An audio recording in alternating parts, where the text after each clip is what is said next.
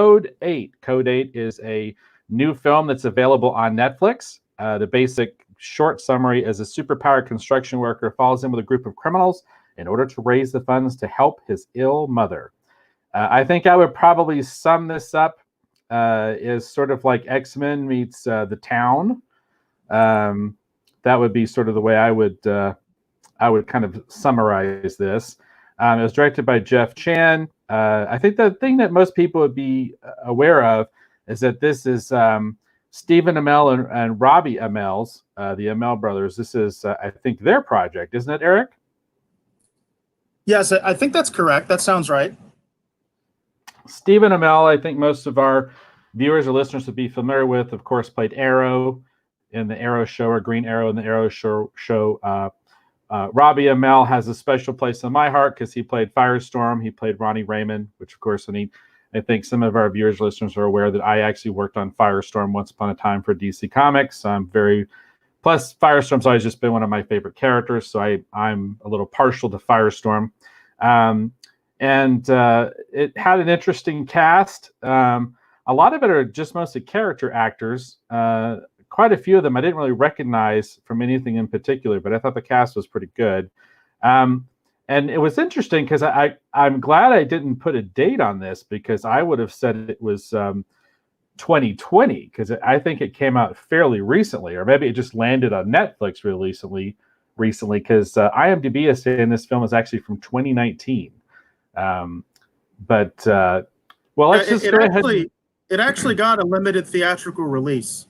It did. It got a limited theatrical release. It was crowdfunded, I believe, on Indiegogo, which was one of the reasons that I thought this would be an interesting film to check out, because this film was crowdfunded. It is an independent film, despite the fact that there are a few names in it that you might recognize. But as Dave was mentioning, there's a lot of people in this movie I've never seen before. A lot of actors I've never seen before. But yeah, this movie was crowdfunded, and apparently it did have a limited theatrical release. Manasan says he does think that Code 8 came out in December of 2019. I'm not sure if that's correct, but that sounds like it could be right. I do know that it had a limited theatrical release, though, in addition to being on Netflix now. Well, interesting. So I'm just as slightly confused as the radio guy I was making fun of a few days ago, who was saying that Sonic the Hedgehog had been delayed and probably wouldn't be coming out until after we get past the current global pandemic. So let me apologize for that. I didn't realize that Code 8 had a theatrical release. To me, I thought it had because it just kind of showed up on Netflix, seemed like a couple days ago. And then we had been agonizing over whether or not to watch the second episode of The Witcher. Or at least I had been agonizing over whether or not to watch the second episode of Witcher. And then Eric had brought up this film and said, "What about Code 8?" And I was like, "Oh, well, it looked kind of interesting."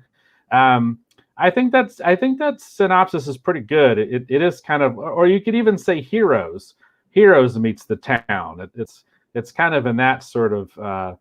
I think that's a pretty good sort of high elevator pitch for it.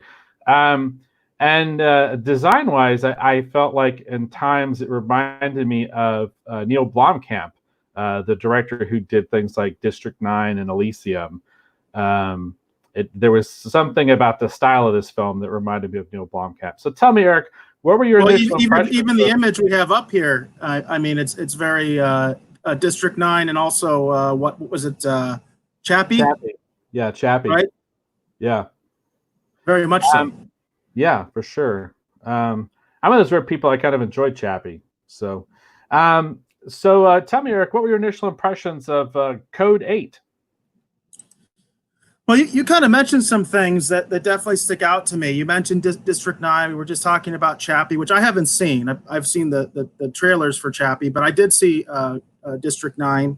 And then I have seen, of course, most of the X-Men films. I think you talked about X-Men. This is very X-Men, very, very X-Men. And to me, it's X-Men basically with some allegories to illegal immigration and also to, I guess you would say, racism, which of course X-Men had a lot of that in it. Basically a lot of elements of discrimination and things like that.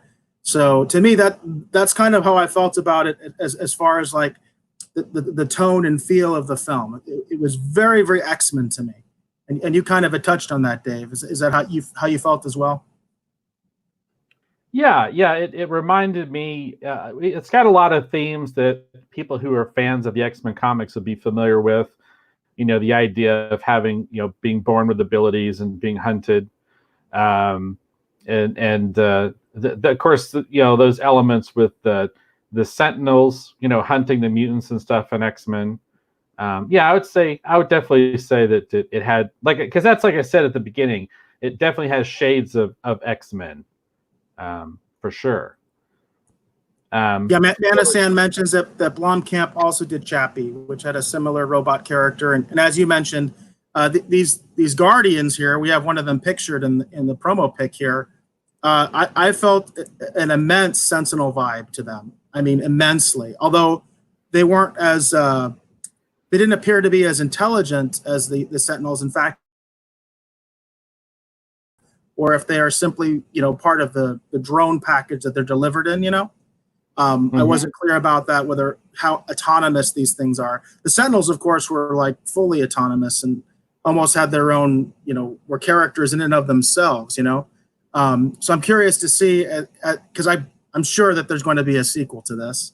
I'm just like 100% positive, especially with it doing so well on Netflix right now. It's in their top 10 on Netflix right now. I'm sure there's going to be a sequel. It has an open-ended ending. So I'm kind of curious to see how these Guardians will develop as the series goes on.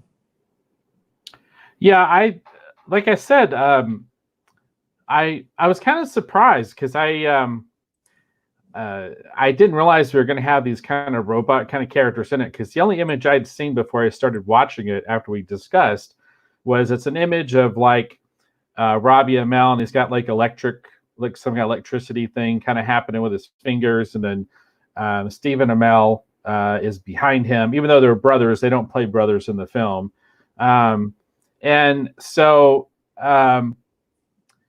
that was the only image I kind of had seen, and then they kind of had a trailer for it, because kind of auto plays sometimes on Netflix, a little annoying, but kind of started to auto play the movie or the beginning of the movie, and I was like, this looks kind of interesting. And that was before we had discussed actually reviewing it for the show. And I did get definitely an X-Men vibe. And then as I was watching it, like I said, it reminded me very much of Blomkamp. There's a lot of things. I quite like District 9. Talking about Neil Blomkamp just briefly. Like I said, I did like Chappie. I also kind of liked Elysium. I know a lot of people didn't like Elysium, but I love a lot of the design work in Elysium. I thought the design work was really cool. So I enjoyed seeing these kind of robot guys and kind of the near future, kind of aspect of this production. And you could tell at times that they were kind of little limited in budget kind of here and there, but I thought they did pretty good with the budget that they had. So we'll get into just initial impressions. Let's see. How do I feel about this overall? I enjoyed it. I didn't think it was the greatest thing I'd ever seen per se, but I did quite enjoy it.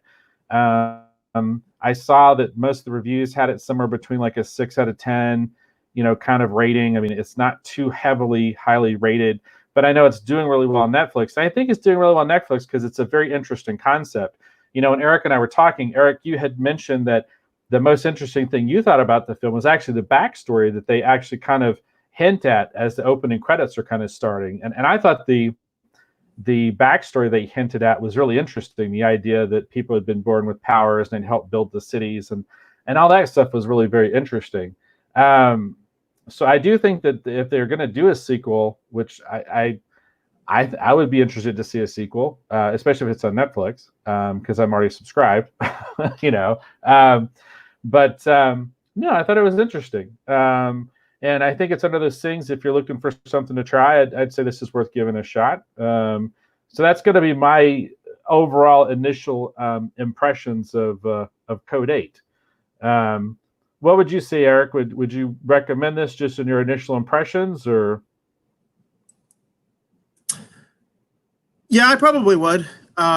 For what it is, I think it's okay. I mean, I know what I heard was that the budget was about 2.5 million, and for 2.5 million, it's pretty darn Wow, looks really awesome. good for that. Looks really good for You know, that. so I think it was put together fairly well. There is a lot of sort of cliched characters in this, and a lot of sort of, I would say, sort of clumsy.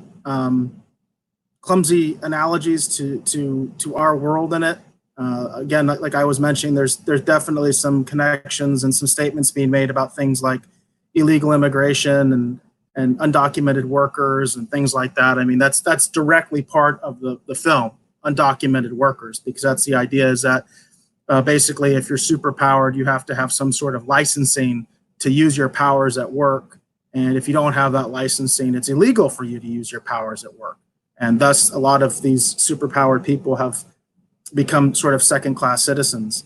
I was talking about sort of the quality of the film, and Manistan mentioned that he thought the FX were done by Weta Digital, which I can't confirm or deny. I don't know exactly which effects shop did it, but I did think the effects were done very, very well in this film, especially for the budget that they had, for a $2.5 million budget. And Manistan also mentions that if you like Blomkamp's work, and you can check out various content produced by Oats Studio on YouTube, some of which comes, I guess, directly from him. So that's something that's interesting. And I was going to mention, speaking of YouTube, my understanding is that the original short film that this film is based on, which is also another kind of connection to District 9, because District 9 was basically a feature film that was made off of a short film concept. So they did a short film first, made sure the concept worked. They did the effects and things like that, and then they were able to sell the finished work. And they did the same thing here. They made a sort of proof of concept short film, which I haven't had a chance to see yet. I actually want to see it quite badly, but I didn't have a chance to watch it before the show. And then they used that as sort of their proof of concept. But then they took that to an audience. They took it. They did the crowdfunding route. They used that proof of concept to get people to contribute, just regular people to contribute to the film. If you watch the credits of this film, they're ginormous, and it's not because of the huge effects team. It's because of all the contributors from the crowdfunding, which I always get a kick out of, because Occupants, for instance, the feature film that I was involved with, that was crowdfunded, and I've been involved with numerous crowdfunding projects as well. So I thought that was pretty neat. Josh says, by the way, get better, Dave. Missed the mug. I've got a face for radio. I don't think you're missing anything, but And then Manistan said, no, I mean the FX for the movies Dave mentioned. Okay, thank you, Manistan, for the clarification. So he was talking about the FX for Elysium, Chappie, District 9. They were from Weta. And thank you for the clarification, Manistan. I appreciate that. As I said, I don't know who did the effects on this particular film, but I thought they were doing very well. In particular, you can see that the graphic that we have up, and I thought the Guardians were done quite well. I liked how they came out, and I also liked how the drones that they're deployed from, they did a good job with that effect. So, overall, I think the look and the feel, the cinematography, seemed very competent to me. So, in regards to that, I think it was done quite well. I just think a lot of the situations and a lot of the characters were very stereotyped to me, for lack of a better word. What do you think about that, Dave? Well, I think it's a lot of things that we've seen before, but because they're playing with a lot of, again, I think concepts that we're very familiar with. When we talk about the connections, the allusions to X-Men, there's been a lot of superhero shows. When you look at things like Unbreakable, there's just this kind of material has been very well explored now. But I didn't think it was bad necessarily. I mean, was it a little, because the thing I found most interesting was sort of like the setting and what they were trying to do with it. And I was kind of surprised at how kind of engaged I was with it at times. Because I like I said, I did enjoy it. And I do think if you're curious about it, I definitely think it's worth, giving it a shot and checking it out and seeing what you think.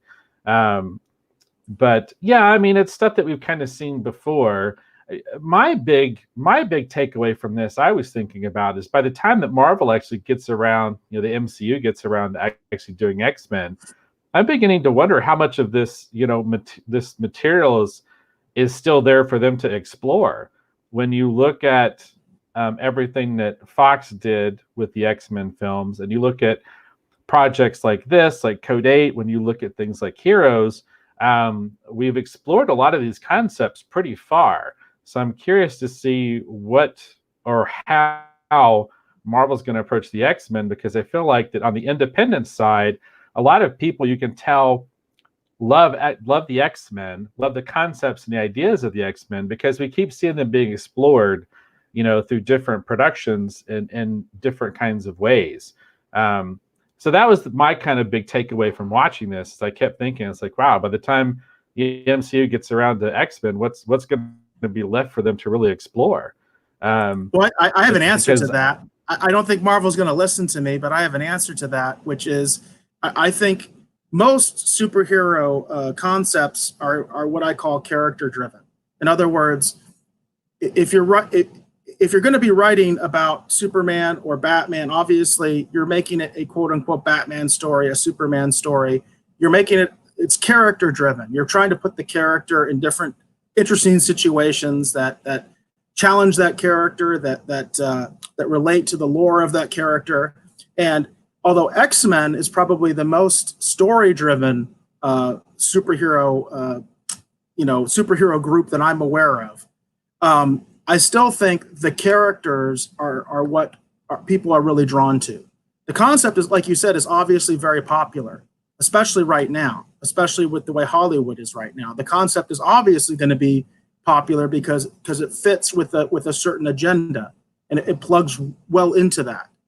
But I think the thing, for instance, that the newer X-Men films were missing was that emphasis on the characters that we really enjoy and keeping those characters true to themselves. For instance, I know a lot of people that were upset about the new X-Men films because they didn't like Mystique becoming a good guy, that becoming an X-Men.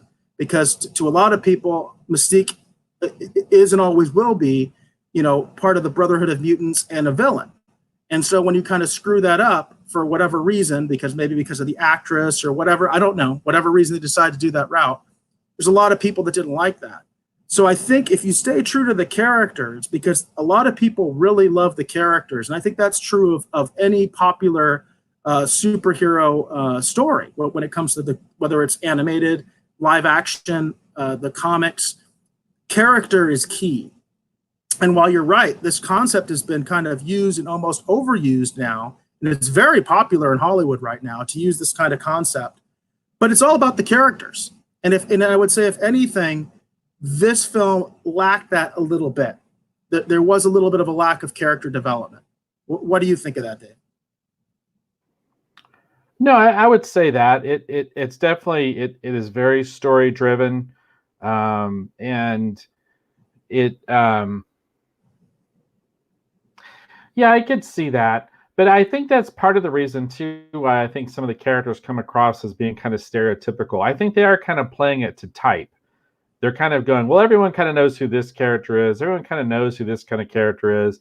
I think that's why certain elements of this film felt so familiar to me, because I felt like that they, in addition to, playing off of elements from things like The Town, and which I did mention, and then X-Men, I think that's I kept seeing a lot of connections to Elysium, for example. I mentioned it earlier, but beyond just the science fiction kind of aspects of it, but I felt like it's kind of that inner city, kind of thing. I don't know how it's better to describe it other than to say that I think they were kind of leaning into that so that you kind of know who those characters are, and then to focus on mostly pushing the story forward. The lovable characters from the wrong side of the tracks, that's a trope we've seen since the beginning of storytelling, since the beginning of that concept. You know what I mean? Because that's definitely in this, is that sort of the sympathetic characters that are, they've had the tough life and the tough upbringing. You know, they're from the wrong side of the tracks, from the wrong part of town. You know what I mean? No, yeah, yeah. I totally get that. But I don't know. I felt like to an extent they were kind of leaning into those tropes, though, thinking it's like, well, everyone kind of knows who these characters are, and I think maybe that's why we didn't get more character development. I would have liked to have seen more character development, but like I said, overall, too, I did enjoy it. So I didn't. I don't have a lot of nitpicks for it, especially when you realize what the budget was. I mean, this is a pretty well put together production once you consider what the budget is. I mean, that's a pretty polished film for that amount of money. Yeah, I think it's extremely polished. This film Yeah. doesn't reek of cheap in any way, shape, or form, which is a typical problem, even in that range, especially for a science fiction film or a genre film. So I have nothing to say bad about that. I think the production quality was excellent. I think the story is competent, but again, the character development is a little weak, and I think that there's some characters that I would like to have seen more of that we're not going to, and that always irritates me when that happens. But I definitely would overall recommend it and say that it's a good film. But I would definitely recommend. I can see why it's trending on Netflix. Yeah. I could see in a few years where, with a certain segment, this could be like a cult classic kind of film, and I could definitely see there being a sequel down the road. And Joss kind of cuts to the chase. He says, "So overall, it didn't suck." And Joss, yes, I would say that. That's definitely kind of where I'm coming. Overall, it didn't suck.